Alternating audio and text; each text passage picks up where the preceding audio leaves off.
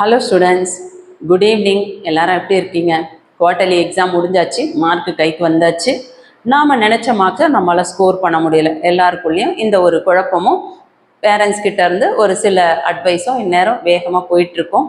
So school டீச்சர்ஸுமே கூட parents open டேயில் parents கிட்ட நிறைய கம்ப்ளைண்ட்ஸும் கொடுத்துருப்பாங்க. அது இல்லாமல் நீங்கள் நினச்ச மார்க்கை ஸ்கோர் பண்ண முடியாமல் உங்களோட ஃப்ரெண்ட்ஸ் சர்க்குலேஷன் மத்தியில் ஒரு சில புலம்பல்களோட உட்காந்துட்ருப்பீங்க. ஸோ கவலையே வேண்டாம் பிள்ளைங்களா, எல்லாருமே சாதிக்க பிறந்தவங்க தான். நீங்கள் சாதிக்கணும் அப்படின்னு நினச்சிங்கன்னா நான் சொல்லக்கூடிய ஒரு சில டிப்ஸ் யூஸ்ஃபுல்லாக இருந்தால் ஃபாலோ பண்ணி பாருங்கள். கண்டிப்பாக நல்ல மார்க் ஸ்கோர் பண்ண முடியும். சரிங்களா? ஸோ ஸ்டடி பிளான் வேணும் அப்படின்னு சொல்லிட்டு 10th ஸ்டாண்டர்ட் கேட்டிருந்தீங்க, 11th கேட்டிருந்தீங்க, 12th கேட்டிருந்தீங்க. என்னை பொறுத்தவரையும் ஸ்டடி பிளான் நீங்கள் மட்டும் தான் கரெக்டாக போட முடியும். ஏன்னா நீங்கள் எந்த ஸ்கூலில் படிக்கிறீங்க, உங்களோட ஸ்டடி பிளான் என்ன அப்படின்றத நீங்கள் மட்டும் தான் போட முடியும். அதுக்கு காரணம் என்னன்னு பார்த்தீங்கன்னா, உங்கள் ஸ்கூலில் உங்களோட அந்த டைம் டேபிள் என்னைக்கு எக்ஸாம் ஸ்டார்ட் ஆகுது இது தெரிஞ்சுக்கோங்க.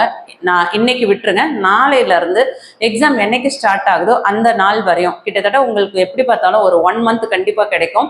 ஸோ இந்த 1 monthல நம்ம அந்த இருக்கக்கூடிய அந்த 30 நாளில் 10th இருந்தாக்கா 5 சப்ஜெக்ட், 11th 12th இருந்தால் 6 சப்ஜெக்ட். ஸோ இந்த 6 சப்ஜெக்டில் நம்ம எப்படி இந்த போர்ஷனை டிவைட் பண்ணி படிக்கிறது அப்படின்றத நீங்கள் டிவைட் பண்ணிங்கன்னா கண்டிப்பாக சொல்கிறேன், ஒரு நாளைக்கு நீங்கள் 3லேருந்து ஒரு 2 lessons கம்பல்சரி படிக்கிற மாதிரி இருக்கும், மேக்ஸோட சேர்த்து. சரிங்களா? பிஸ்னஸ் மேக்ஸோ, அது மேக்ஸோ, 10th ஸ்டாண்டர்ட் மேக்ஸோ எதுவாக இருந்தாலும் ஒரு நாளைக்கு ஒரு 2 எக்ஸசைஸ் பார்க்குற மாதிரி இருக்கும். மற்ற சப்ஜெக்ட் வந்து ஒரு லெசன் 2 லெசன் படிக்கிற மாதிரி இருக்கும்.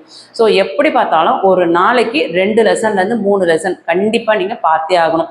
இந்த நிமிஷம் யாரெல்லாம் அந்த அளவுக்கு ஸ்பீட் எடுத்து படிக்கிறீங்க அப்படின்னு சொல்லிட்டு இமிடியேட்டாக கமெண்ட் பண்ணுங்கள். நான் ஸ்பீடாக படிக்கிறேன் அப்படின்னு ஃபீல் பண்ணிங்கன்னா ஸ்பீட் அப்படின்னு சொல்லிட்டு கமெண்ட் பண்ணுங்கள். இன்னொரு விஷயம், முக்கியமான விஷயம், எல்லாரும் வந்து படிக்கிறீங்க, ஆனால் பிளான் போடாமல் படிக்கிறீங்க. ஸோ முதல்ல பிளான் போட்டுக்கோங்க. பிளான் போட்டு அந்த ஒவ்வொரு பிளானையும், என்னை பொறுத்தவரையும் ஒரு 30 days plan, 2 week plan, 1 week plan அப்படிலாம் இல்லாமல் ஜஸ்ட் ஒரு 3 days பிளான் போடுங்க. ஃபஸ்ட்டு ஒரு 3 days பிளான் போட்டு அதை ட்ரையல்ஸ் பாருங்கள். அந்த ட்ரையலில் நீங்கள் அந்த 3 days கரெக்டாக ஃபாலோ பண்ணுறீங்க அப்படின்னா உங்களுக்குள்ள ஒரு சுய ஒழுக்கம் வந்தாச்சு அப்படின்றத நீங்களே வந்து நம்பலாம். இந்த மாதிரி ஒரு 3 days, ஃபஸ்ட்டு ஒரு 3 days நீங்கள் அழகாக பிளான் போட்டு அதை வந்து சக்ஸஸ்ஃபுல்லாக படித்து நம்ம கவர் பண்ணிட்டோம் அப்படின்னா அடுத்தடுத்து 3 days வந்து நம்ம பிளான் பண்ணிக்கலாம். இல்லை நான் ஒரு 5 days போட்டாலும் அதை கரெக்டாக ஃபாலோ பண்ணுவேன் அப்படின்னு உங்களுக்கு நான் உங்கள் மேலே நம்பிக்கை இருந்ததுன்னா கண்டிப்பாக 5 days பிளான் போடுங்க. ஆனால் என்னோட அனுபவத்தில் என்னோட கோச்சிங் சென்டரில் என் பிள்ளைங்களுக்கு நான் 5 days பிளான், 10 days பிளான்லாம் போட்டு கொடுத்துருக்கேன். ஆனால் அந்தளவுக்கு சக்ஸஸ்ஃபுல்லாக போனதில்லை. ஆனால் 3 days பிளான் கண்டிப்பாக வந்து சக்ஸஸ்ஃபுல்லாக போகும். அதுக்கு காரணம் என்ன அப்படின்னு பார்த்தீங்கன்னா, அந்த 3 days அப்படின்னும்பொழுது அந்த 3 நாளில் வந்து நம்ம இதை முடிச்சே ஆகணுன்ற அந்த எண்ணம் வந்து அந்த 3 நாள் கண்டிப்பாக நம்ம மண்டைக்குள்ளே ஓடிக்கிட்டே இருக்கும். ஸோ அதை கரெக்டாக ஓரளவுக்கு முடிக்க நம்ம ட்ரை பண்ணுவோம், கண்டிப்பாக அதை வந்து முடிச்சிரும். ஸோ இதே மாதிரி நீங்கள் அடுத்தடுத்து 3 நாள் நீங்கள் பிளான் போட்டிங்கன்னா கண்டிப்பாக வந்து போர்ஷன் கவர் பண்ணிடலாம். என்ன பொறுத்தவரையும் நீங்கள் வந்து 100% போர்ஷன் கவர் பண்ணுறீங்களோ இல்லையோ, அட்லீஸ்ட் ஒரு 80%. ஃபார் எக்ஸாம்பிள், ஒரு 5 லெசன் வந்து உங்களுக்கு ஒரு சப்ஜெக்டில் வந்து எக்ஸாம்ஸ்க்கு செகண்ட் மிட்டம்க்கு கொடுத்துருக்காங்க அப்படின்னா ஃபஸ்ட்டு 3 லெசனை கவர் பண்ணுங்கள். ஃபஸ்ட்டு 3 லெசனை பக்காவாக லைன் பை லைன், இன்சைடோட, 1 marksோட, டீட்டெயிலோட எல்லாமே நல்லா படிங்க. வெறும் இம்பார்ட்டன்ட் கொஷின்ஸ் மட்டும் படிக்காதீங்க. இம்பார்ட்டன்ட் கொஷின்ஸ் எப்போ படிக்கலாம் அப்படின்னா எக்ஸாம்ஸ் நெருக்கத்தில் படிக்கலாம். அதே மாதிரி ஆவரேஜ் ஸ்டூடெண்ட்ஸாக இருக்கிறவங்க இம்பார்ட்டன்ட் கொஷின், ஸ்லோ லேர்னர்ஸ்லாம் படிக்கலாம். ஸோ நீங்கள் டாப்பராக இருக்கிறீங்க அப்படின்னா லைன் பை லைன் படிங்க.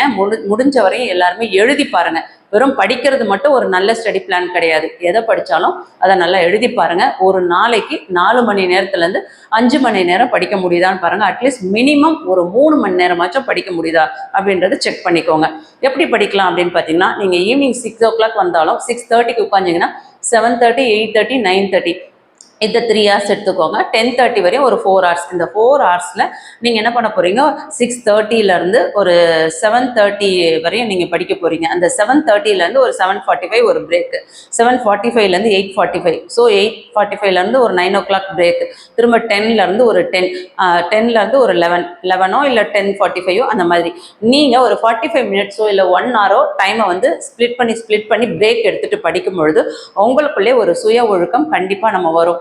ஏன்னா நம்ம என்ன படிக்கணும் அன்னைக்கு நம்ம பிளான் போட்டிருப்போம், அந்த பிளானிங்கை நம்ம கரெக்டாக முடிச்சுட்டு தான் நம்ம தூங்கணும் அப்படின்னு நீங்கள் உங்களுக்குள்ள ஒரு உறுதிமொழி எடுத்துட்டீங்கன்னா கண்டிப்பாக சொல்கிறேன், ஃபஸ்ட்டு ஒரு 1 week அழகாக இதை ஃபாலோ பண்ணி பாருங்கள், எவ்வளோ போர்ஷன் கவர் பண்ணுறீங்கன்னு சொல்லிட்டு. ஜஸ்ட் ஒரு 3 days நான் சொன்ன மாதிரி நீங்கள் பிளான் போட்டு படிங்களேன். அதுக்கப்புறம் உங்களுக்குள்ளேயே பரவாயில்லையே, இது ரொம்ப நல்லா இருக்கே, நம்ம நல்ல போர்ஷன் முடிச்சிருக்குமே அப்படின்னு உங்களுக்குள்ள உங்கள் மேலே ஒரு கான்ஃபிடென்ட் வந்து கண்டிப்பாக நீங்களும் சக்ஸஸ்ஃபுல்லாக நல்ல மார்க்ஸ் ஸ்கோர் பண்ண முடியும். அதை விட ரொம்ப முக்கியங்க, ஃபோனையே தொடாதீங்க, டிவியே பார்க்காதீங்க, தூங்கவே கூடாதுங்க. இதெல்லாம் நான் சொல்ல மாட்டேங்க. டிவியும் பார்க்கலாம், ஃபோனும் யூஸ் பண்ணலாம். ஆனால் தேவைப்படுறதுக்கு மட்டும் ஃபோன் யூஸ் பண்ணுங்கள். நம்மளோட வாழ்க்கையில் நம்ம வழி தவறி போகிறதுக்கான ஒரு சில செயல்களை நம்ம கண்டிப்பாக செய்யக்கூடாது. அதுக்கு துணை செய்கிற மாதிரியான செயல்களை ஃபோன் யூஸ் பண்ணாதீங்க. முடிஞ்ச வரை ஃபோன் யூஸ் பண்ணுறீங்களா அது உங்களோட படிப்புக்கு யூஸ் ஆகிற மாதிரி ஃபோன் யூஸ் பண்ணிக்கோங்க. அதே மாதிரி உங்களுக்கு ஒரு என்டர்டெயின்மெண்ட்டாக ஒரு ரிலாக்ஸேஷனாக இருக்கா அதுக்கு ஃபோன் யூஸ் பண்ணிக்கோங்க. இல்லை பாட்டு கேட்குறீங்களா ஃபோன் யூஸ் பண்ணிக்கோங்க. இல்லை ஏதாவது காமெடி பார்க்குறீங்களா ஃபோன் யூஸ் பண்ணிக்கோங்க.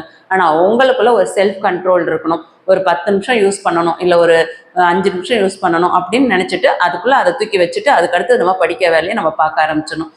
அதை விட முக்கியங்க, படிப்பு எவ்வளோ முக்கியமோ உங்களோட ஹெல்த் ரொம்ப முக்கியம். ஸோ முடிஞ்ச வரையும் வெளியில் ஃபுட்டு வாங்கி சாப்பிட்றது, இந்த பேக்கெட்டில் அடைச்ச அந்த சாப்பாடெல்லாம் சாப்பிட்றது, டின்னில் இருக்கிற ஃபுட்டெல்லாம் சாப்பிட்றது, இதெல்லாம் முடிஞ்ச வரை அவாய்ட் பண்ணிவிடுங்க.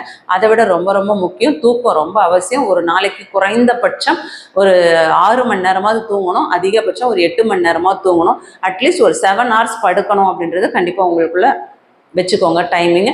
இந்த டைமிங்க்கு ஏற்ற மாதிரி இங்கே கரெக்டாக பிளான் பண்ணி படுத்துருங்க. அட்லீஸ்ட் ஒரு 6 ஹவர்ஸ் ஆகும் படுக்கிறதுக்கு டைம் ஒதுக்குற மாதிரி பார்த்துக்கோங்க. பேலன்ஸ் இருக்கிற நேரத்தில் படிக்கிற மாதிரி பார்த்துக்கோங்க. இல்லை எனக்கு மார்னிங் படிக்கவே எனக்கு டைம் இல்லை அப்படின்னா நீங்கள் நைட்டே கூட படிச்சுட்டு காலையில் எழுந்து ஸ்கூல் கிளம்பி போகிற மாதிரி பார்த்துக்கோங்க. இல்லை எனக்கு ஈவினிங்கில் படிக்கிறத விட எனக்கு மார்னிங் பிடிக்கும் அப்படின்னா மார்னிங் நைட் ஒரு 9 o'clock 9:30 படுத்துட்டு மார்னிங் ஒரு 4 o'clock இல்லை 4:30 எழுந்து படிக்கிற மாதிரி பிளான் பண்ணுங்கள். இந்த மாதிரி படித்து பாருங்கள். கண்டிப்பாக உங்களுக்கு ஒரு நல்ல இம்ப்ரூவ்மெண்ட் கிடைக்கும். அடுத்த செகண்ட் மிட் டர்ம்ல நம்ம ஒரு சிறப்பான மதிப்பெண்களை கண்டிப்பாக ஸ்கோர் பண்ண முடியும். இந்த மாதிரி ஸ்டடி பிளான் போடுங்க. உங்களுக்கு நீங்க தான் ஸ்டடி பிளான் போடணும். உங்களை விட சிறந்தவர்கள் யாரும் கிடையாது. கண்டிப்பாக ஒவ்வொருத்தருமே சாதிக்க தான் பிறந்திருக்கீங்க. சாதிக்கிறவங்க எல்லாருமே ஆல்ரெடி கடவுள் இவங்க தான் சாதிக்க போறாங்க அப்படின்னு சொல்லிட்டு யாரையும் படைக்கல. ஸோ நம்மளோட எண்ணங்களும் நம்மளோட உறுதிமொழியும் நம்மளோட விடாமுயற்சியும் கண்டிப்பாக ஒரு பெரிய அளவில் சக்ஸஸாக கண்டிப்பாக நம்ம அடைவோம். கண்டிப்பாக ஜெயிப்பீங்க நான் நம்புகிறேன். இந்த வீடியோ யூஸ்ஃபுல்லாக இருக்குன்னா ஒரு லைக் பண்ணி சப்போர்ட் பண்ணுங்கள். இதே மாதிரி ஃபாலோ பண்ணி படிங்க. இது எந்த அளவுக்கு உங்களுக்கு ரொம்ப சக்ஸஸ்ஃபுல்லாக இருக்குன்னு சொல்லிட்டு அடுத்த 3 days கண்டிப்பாக இதே வீடியோ கூட கமெண்ட் பண்ணுங்கள். தேங்க்யூ.